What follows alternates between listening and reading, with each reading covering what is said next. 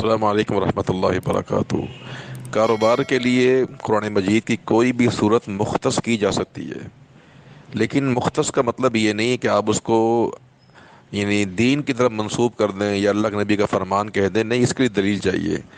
ویسے قرآن پورا شفا ہے، تو آپ کسی بھی صورت کو مختص کر لیں، سورہ مزمل کو، سورۃ یاسین کو، سورہ رحمان کو، اس میں کوئی حرج نہیں ہے، لیکن اس کو دین نہ کہیں، نبی کا فرمان نہ کہیں۔ باقی یہ کہ کتاب و سنت سے جو چیز کاروبار کی برکت کے لیے جو سبب بن سکتی ہے وہ یہ ہے کہ سورہ قصص ہے 20واں پارہ، اس کی آیت نمبر 24 میں ربی لما انزلتا کی جو آیت ہے، اس کو اگر آپ پڑھیں، 24ویں آیت ہے سورہ قصص کی، یہ کاروبار کے لیے بہترین ہے۔ اس کے علاوہ اللہم اکفنی بحلالک عن حرامک، یہ دعا پڑھیں، اور اللہم اجعل رزق آل محمد قوتا، یہ اللہ کے نبی کی دعا، اس کو پڑھیں۔ یہ کاروبار کے لیے بہترین دعائیں ہیں۔